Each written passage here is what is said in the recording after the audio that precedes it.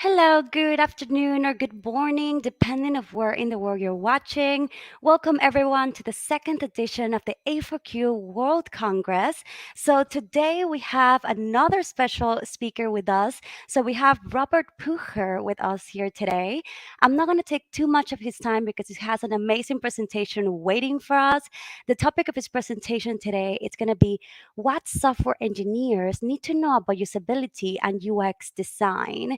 Just for those that don't know Robert too much, I'm going to give a very brief introduction before I can pass this over to him. So, Robert is a computer science professor and head of the master's program software engineer at the University of Applied Science, Technicum Wien. And since 2015, Robert is president of UXPA Austria.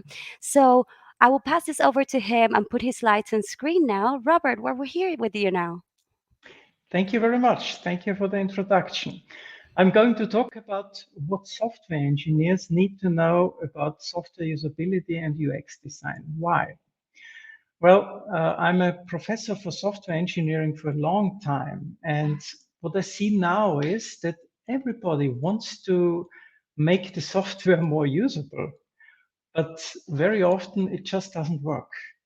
And the reason why it doesn't work is very simple. And I'm going to directly to go into that. These days, the number of companies looking for efficient ways to increase the usability and user experience of the software is huge. The number grows and grows and grows. I think Apple had been one of the first companies who started with that. Facebook, of course. Google really did a good job in the last years. Microsoft went up. When it comes to other companies, it's increasingly interesting. The German Bahn or the Austrian Bahn, the Austrian railway system, they have a very interesting software. I'm going to show you some bits of this software. The German Lufthansa, Austrian Airlines belongs to the Lufthansa group. There's a very interesting online check-in system, which can be improved a lot. Maybe you have heard of Bitpanther. Everybody is able to lose lots of money with cryptocurrencies very easily. Well, very easy because the usability is so nice that it lures people into doing that.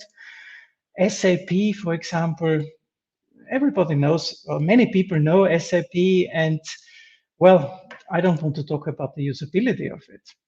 Another interesting thing is GoStudent, the company in Austria which brings teacher and students together to make it more easy to get something we call in German Nachhilfe. So teaching outside of the university or outside of school to get better results in school. So what do you think when you hear sentences like this? We do not need UX design. Just be sure to design the software as intuitive as Facebook is. To tell you the truth, this sentence I heard about 1.5 years ago from the CEO of a large company in Austria which develops software. First of all, Facebook isn't intuitive. Facebook is optimized for what Facebook needs. Anyway, if you tell this sentence to people who design software, the result is going to be a disaster. Another sentence you often hear is just make it simple. Make it simple. And if it's simple, it's usable.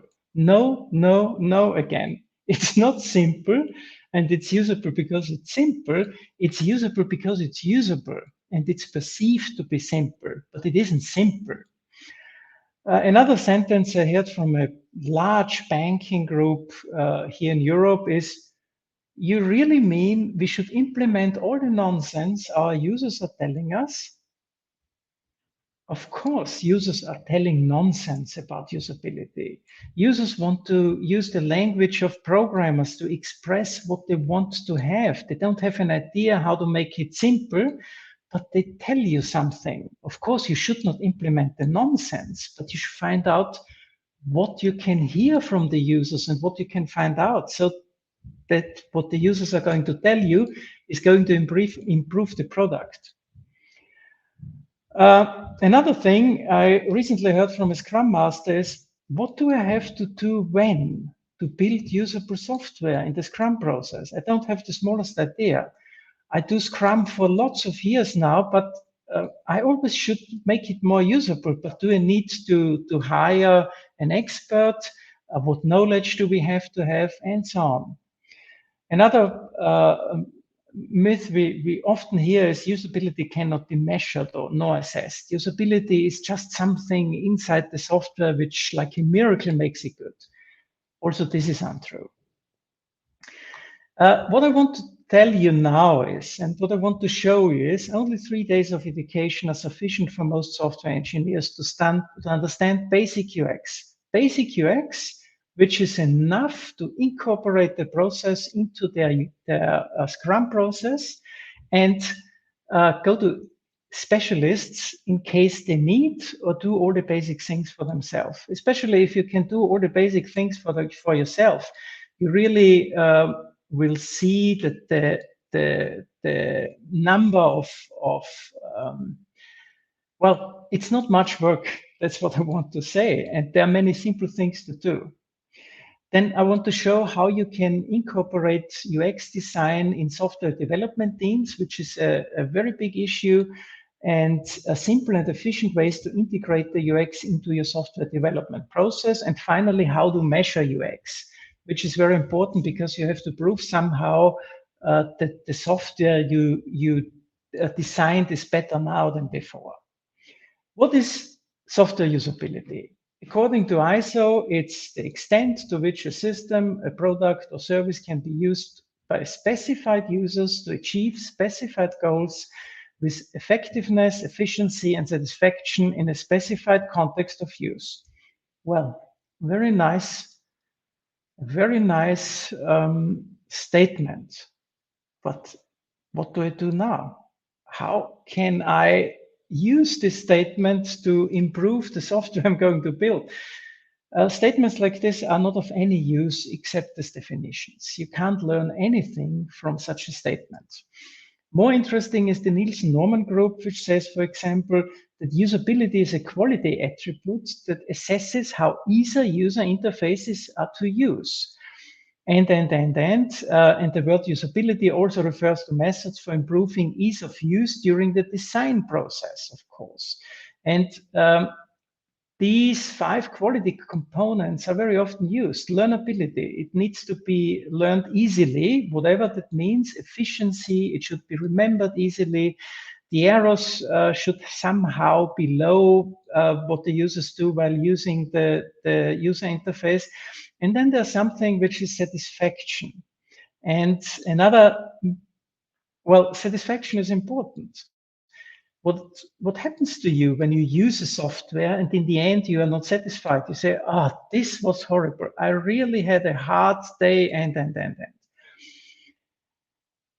Well, another key one is utility, which refers to the design functionality. Does the software do what the users really need? Because it can be very usable, but nobody needs what it offers. I want to give you some examples because these definitions, these sentences are very dry in a way. Imagine an electric stove, 10 years old, maybe 15 years old, and then you see this display. I give you 10 seconds, look at the display, and please find out how to set the time to 10:50 a.m.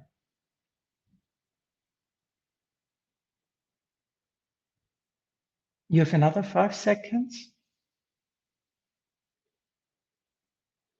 Okay, unfortunately, I can't hear you in this online environment, but until now, I only got one solution for the problem. It was wait until midnight, switch off the power and switch the power on again so it starts at 000. This was the only way, this was the only practical way to set the time. Nobody was able to tell me how to set the time. I was confronted with that screen because a friend of mine sent me, you are an usability expert. You know how to do that. Please help me to set the time of this electric stove. I wasn't able to do it. Another thing, this is in German, but it's easy to understand. You enter a credit card number, you enter a name, and then you become frustrated. You have to select the expiry date.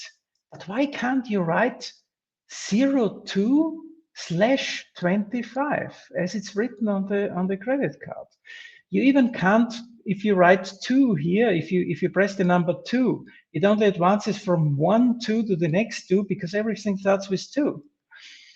And it's only recently that many companies change the way how to enter the data in such a field in a way users really liked. Why is that so? Or another reality. This I encountered a couple of days ago, actually. If you see here, it's Friday, 22nd of October when I did the screenshot. I'm not speaking German. I want to switch the language to English. The first thing is I'm going to look here. I can't find anything how to switch the language to English. Maybe the Federal Railway in Austria doesn't support English. Hard to believe. I know they support English. So you look on and look on and look on and try it, and finally you find out.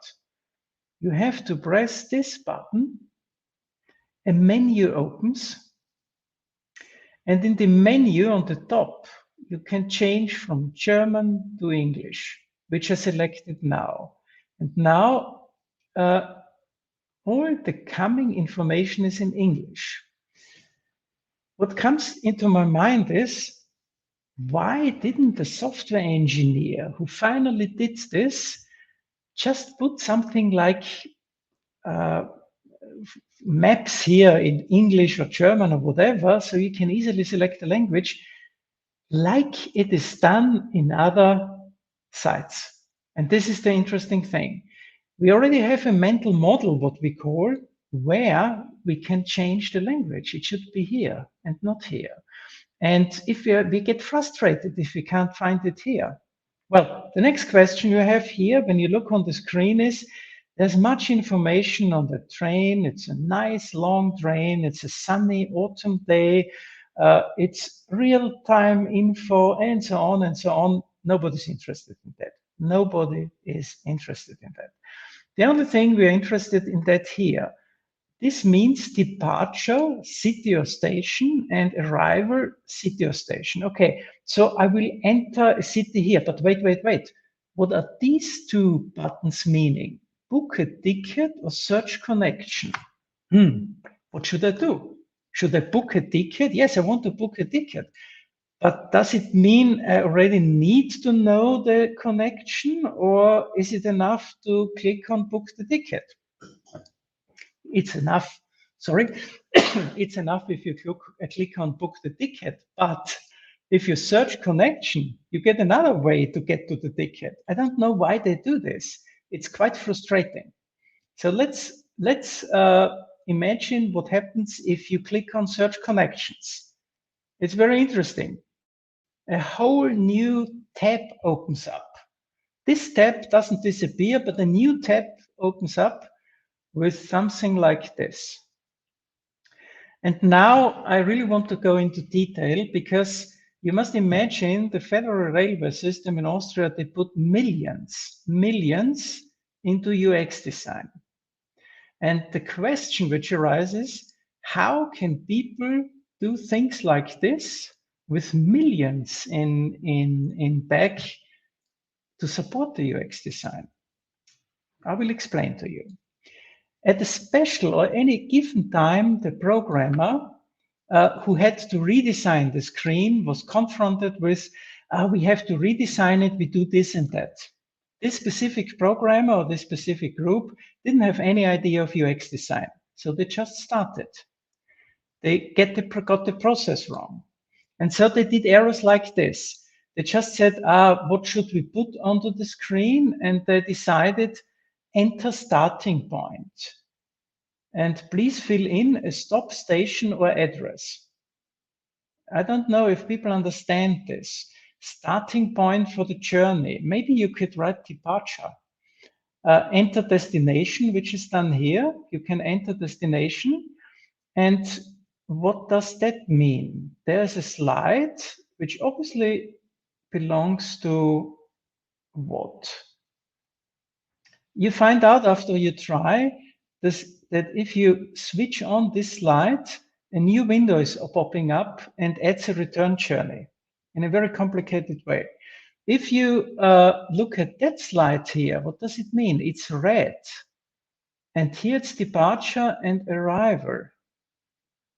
So when you switch this slide, the time here refers to arrival time. And if it's on departure, it refers to departure time. This is a misuse of the slide. You should use a checkbox or something else. And funny enough, if you want to change the cookie settings, you can do that here. So these programmers who did that site never, ever had something in mind of so-called mental models. And how can they? They are probably quite good software engineers, but they don't have any idea why things like this never work. How can you cancel the reservation when you once bought a ticket? I tried to do a reservation here, and you get that screen. It's absolutely the same issue. Here you can have done. Why don't you have cancel here? Cancel, done. And it's very hard to understand why people do this in a site where they use millions of euro for UX design. I want to go a little more deeper into that issue. Do you remember this stick? Many of you might remember it's a so-called MP3 stick. And you could put music files onto it. And if you did that with your computer, or if you digitized the CD, you had unknown music, unknown singer, track 1, unknown track 2, unknown track 3. It could hold, I think this one could hold about 500 CDs, but there's no use because number 500 unknown, you don't remember what it is. And then Apple came out with this device, and suddenly all MP3 sticks were gone. So if you manage, this is something I really want to point out, if you manage to incorporate usability or UX design into the system you're going to sell, you really have an advantage. And this is always what Apple does. And interesting enough is so many companies are copying what Apple does without making it better, just copying it. And when you come to all these examples I did show you, you will see usability and user experience design has something to do with the human brain. It has more to do with the human brain than with software, because the humans, they have specific ways to interpret reality. And I want to make a journey with you with interpreting reality. I hope you can see the video now. I will play the video and then I will ask, and then you will be surprised.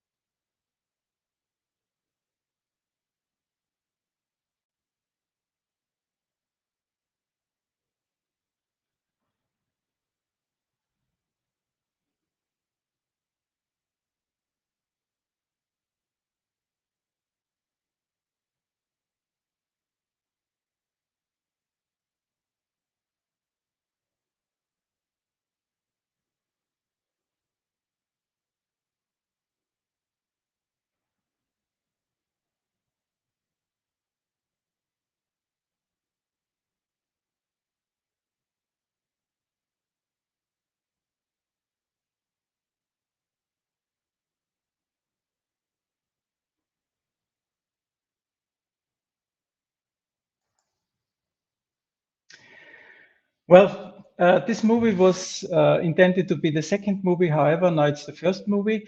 The interesting thing is that there was a priming. And In the priming, your attention had been forced, being put on something which you didn't expect. And when we do a usability test, like an eye tracking, this video will look like this. So just to make it short, these are 7 participants, and they look, most participants look here because they're reading. You only can read when you directly look onto a word.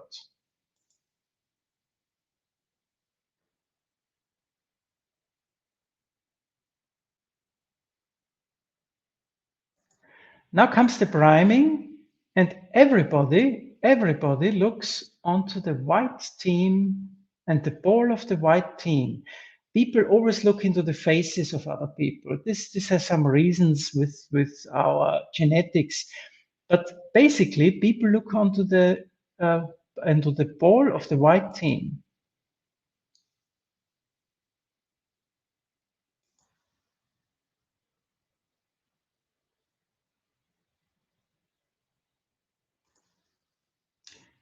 Okay.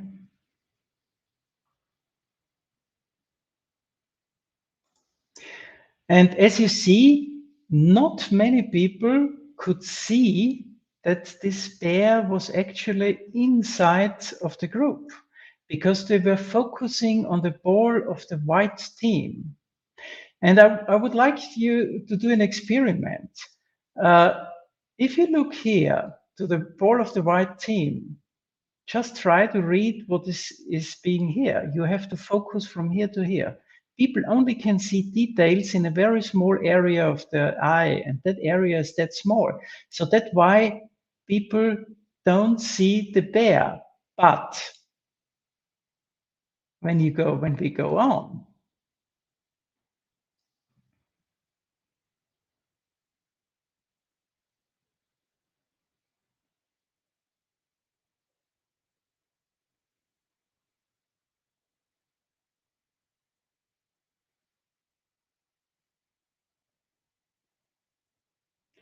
people get a different priming.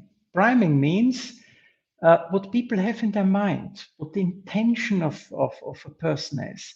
And the whole perception changes when the intention changes.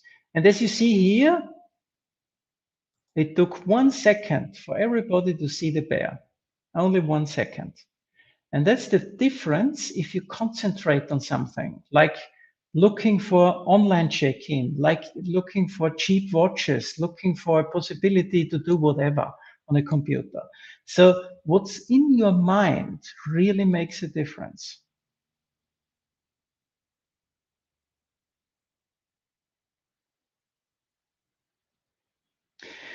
Well, I like this presentation very much because it's the transport for London, and it's basically done to make people more aware that they should be careful with a bicyclist on the street. So, and I want to show you something else. Just look on the scene here and imagine what does that mean? Who done it?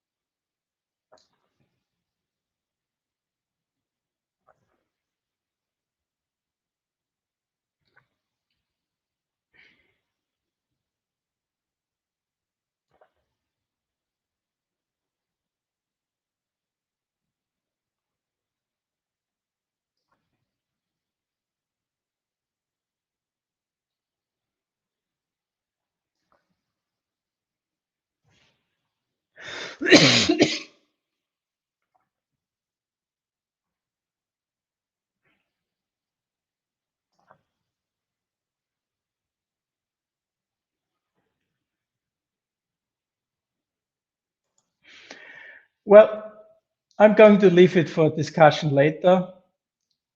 And I just go back to our way of interpreting reality. We only see a very small part of reality, and the rest is just substituted by our memory, which doesn't make any problems in everyday situation unless you are blind. But on a computer screen, this meaning of objects on the computer screen gets a uh, different meaning, because you only see parts of the screen and you expect the elements to behave in a way. And uh, if the elements don't behave according to your imagination, you might come to conclusions like him. An elephant is like a brush, or an elephant is soft and mushy, which is probably the worst of all the possibilities here. Keep in mind, perception of humans doesn't equal reality. This is what people perceive when they first look, or they look the first seconds onto an image. And this is what the image looks like. Of course, if you want to see more details, you can focus here, you can focus here, you can focus here, and wherever you like. That's why you don't see the dramatic bottleneck of information which flows through your eyes. But let's put it here. This is the scene when people look here. Only this part of the image is seeing in full resolution, or that part of the image is seen in full resolution, and they don't look to they don't point their focus on the other parts, because they just want to see that, and they believe that's the important thing. So they never read other parts of the screen, which is very frustrating if the screen is designed in a way people don't understand. So for the time being, just please accept reality only exists inside the human brain. Everything one perceives or thinks only exists inside an unrealistic, simplified model of the world, and not in the complex model the programmers intended the software to be. The reason for that is we have limited computing resources. We have much too many inputs into your brain. We have about 10 billion bits per second which enter the brain. The model of reality is formed of about 100 bits per second. I don't want to go deeper to that, but the compression of data from the senses to the working memory of 10 to the power of 7 to 1 really leads to a loss of information. And this is people usually don't know when they design a computer screen. People just guess when they look on a computer screen without knowing what's behind. Let's do an example. Anna is a customer who explained Bert what she needs from a new software. Anna is a neurosurgeon. Bert is a software engineer. So Anna has a knowledge which Bert doesn't have. Okay, it is this part. Bert has a knowledge of software engineering which Anna doesn't have, but the overlapping area they have in their mind is about that. So Anna believes when she talks to Bert, Bert doesn't understand her when she talks about that. But basically, she understands what Bert tells her because she can't look behind. This is the limitations of our perception. But Bert sees it the other way around. Bert believes he understands everything what Anna says, but she doesn't understand what he says. And now Anna tries something to explain. And this is what Bert understands. And from that moment on, the software is going to go completely different directions. This is what I meant with the sentence in the beginning. Do you really want to implement the stupid things our customers are going to tell us? No, because what they are going to tell us is what we understand, not what they mean. So we have to find the meaning of something. And the meaning of something is behind the mental models. You probably know of the Windows Start button. It was used to shut down the computer. Okay? And that start button disappeared. And when it disappeared, nobody was able to shut down the computer. But now let's switch to a different thing. I can't explain here because we don't have an active audience. When you press here, about 70% believe the next number is going to be 18.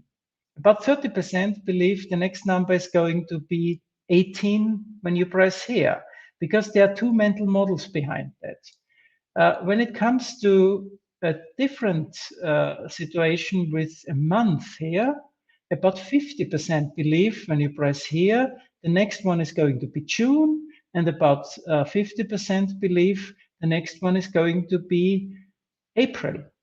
Why is that so? Because the mental model doesn't match these displays. They are not to understand only in one way.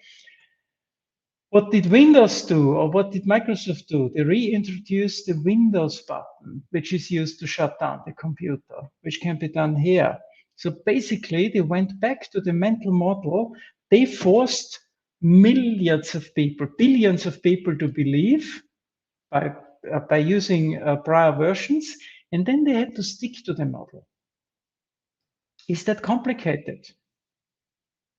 Yes or no? It depends on your point of view. This is complicated for me, but it isn't complicated for a traffic controller. So user interface doesn't need to be simple. It needs to be simple in the eyes of the user. How can you, this is a control for the temperature in a car. I did the photo by myself in Singapore. What do you have to do to make it cooler? In Austria, about 50% of people say, turn the knob to the right, which isn't true because we don't have a mental model for that. We have cold and warm, and usually we have red here in the car. So if you turn it to the right, it becomes warmer. Actually, you have to switch off the fan, and you can put this knob to 0. So the air condition is stopped. What does that mean? If you're a parachuter, if you do jumps out of planes, you know, this is a fully functioning parachute. This is how it has to look like. If you are not familiar with that side, you probably don't know how to interpret it. Let's look at some other things. This is my Austrian Airlines or Austrian Airlines. And what we see here is a rectangle underneath another rectangle. This comes from a mental model which we always use. We try to separate complicated figures in more simple figures. Or what is persuasive design? You can trick people into doing something if you make it more complicated, or if you make it easy what you want to do, or if you trick them into a psychological thing like high demand, booked 95 times in the last 24 hours. So please book now. Okay, how can you measure UX? This is a very interesting point. There are some methods, but I really stick to the Google Heart framework. It's published everywhere. It's very easy to find out how it works.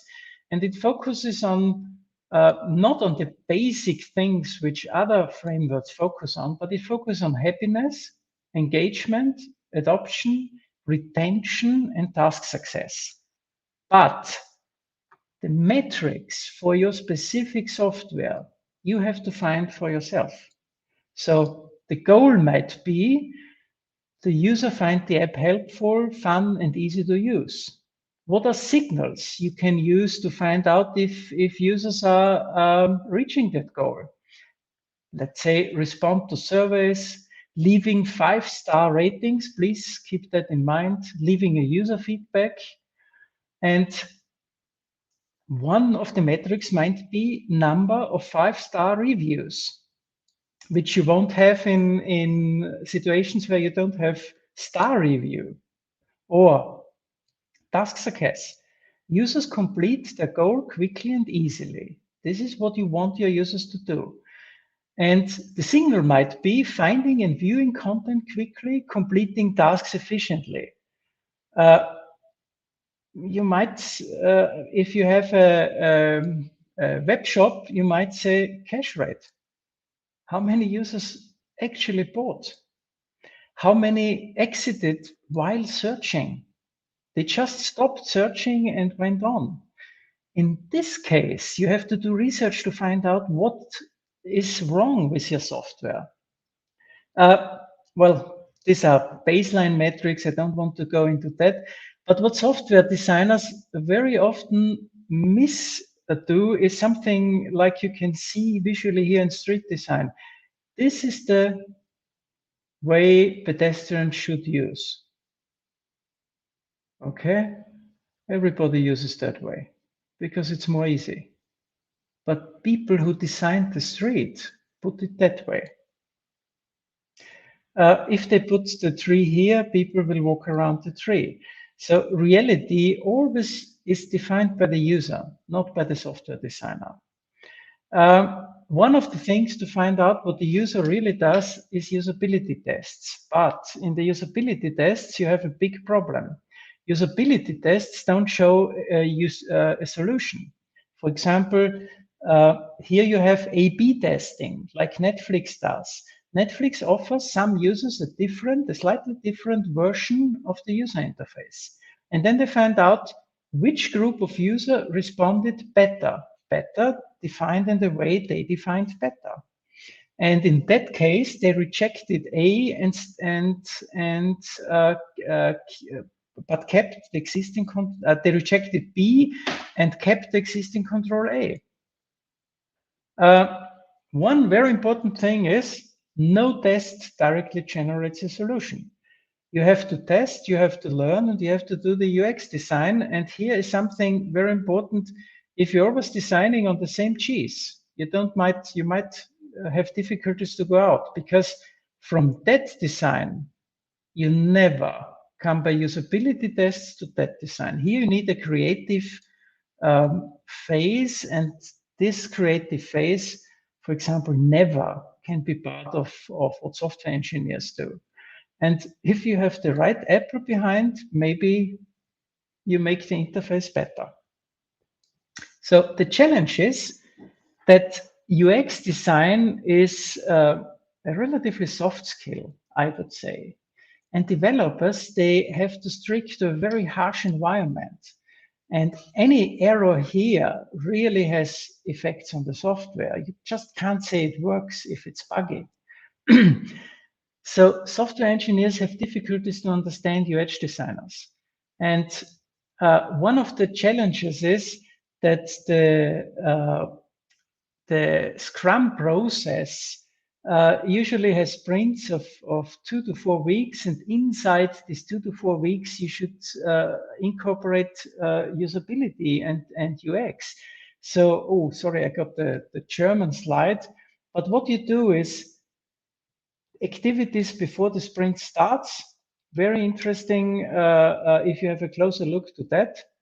You design basically while the first development takes place for the next development. But be careful not to make the so-called Scrum waterfall, because you only should design to the necessary level of detail, and the details itself should be done within the Scrum team. And that goes on. That's dual track Scrum, which is state of the art now. The basic things you need to do to make your UX teams incorporate UX design is to teach them UX design basics. And I want to skip over that because I'm short of time. This is an example of 5-star rating compared to Austrian Airlines, which also has a lot of 5-star ratings, but also a lot of 1-star ratings, which this airline doesn't have. So you clearly can measure UX. This I stop. What we did at the University of Applied Sciences Technikum Wien is we have experiences for about 20 years now in UX design and software engineering. And we formed out of this experience and out of this that sort of teaching of UX design here, we made a 3 days program, which is suitable for all Scrum teams to learn the basics of UX design. And basically, that led to a certification, which is offered by UXQCC, and presently 2 books. One book, which easily can be used as a basis for for software engineers to work through, and it can be done by yourself in let's say 3 to 5 days. And if you do it in a course, it's a maximum of 3 days, accompanied by exam preparation questions. Well, thank you for your. Hi, Robert.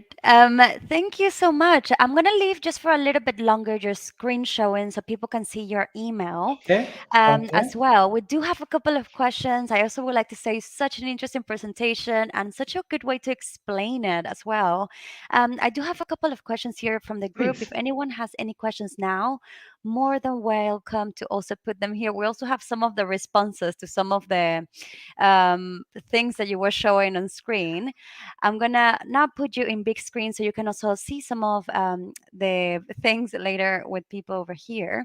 So I have one of the questions that people were putting in one of the Facebook groups says, how to test UX design with prototypes. Sorry, could you repeat the question? How? How to test UX design with prototypes.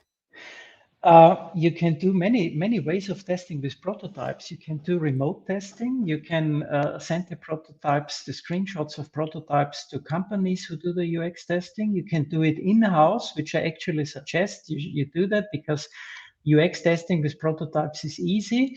Mm, But you have to know the goal of your prototype. If you have a prototype which is low fidelity, you only can test principles. Nowadays, people use high fidelity prototypes usually to test the whole experience of the software. So you mm, should use tools that if you just have to ask in the internet high fidelity prototyping tools, and you will find many of them. mm. And this is a very good question, actually, but you need to know the basics of UX testing, which is a half-day course. It's not more. Thank you for that. We have another one. I know we're running a little bit short on time, but we have another one from LinkedIn says, how do you know if you're asking the right research questions for project UX? Thank you very much for the question. What is the right question for your research project? This is really a good question because you have to invent the question. I mean, you Yeah. have to find out what you want to achieve. What do you want to achieve? If you when you looked up or when you look back to the Google Heart framework, when you see I want to find out if people I don't know find this and that button, then just ask a question where this person needs to find that button, and Yeah. then look what happens. But to defining the right question is something where I suggest, at least for the first times, to get advice from experts, because they can give you hints on what is wrong, what is a bad formulation, and what won't help you. Thank you for that. Unfortunately, we're running a little bit short on time, but we do have here some of the response to some of the videos that you played, some of the games. We have here from Mauritius as to how to put the time on the oven. It says unplug and just turn on time as a Yes, suggestion answer. And then we also have one from here from Hong says 10 seconds will be too short to figure out how to change the time. absolutely true. This often really amazes me because nobody until now could set the time. In no presentation and not in reality. I don't know how that works. It's a Grundig type. I know completely. I was trying to do it as well. I was like, well, if I was at home, I would try this. Maybe not. It's one of those funny ones. But thank you so much for your presentation, Robert. Such a pleasure to be your host for today, and everyone who's watching live. I'm gonna put again the presentation from Robert in the screen in case you would like to contact him. You can also send him an email to the email address Please. is currently on screen, or if you have more questions about his presentation, also more than welcome to contact him. And that's going to be all for this session, but we do have another session starting soon. So see you shortly and don't go away. We'll see you in a bit. Thank you, everyone. And once again, thank you, Robert, for your presentation today. Thank you. Bye bye. Take care.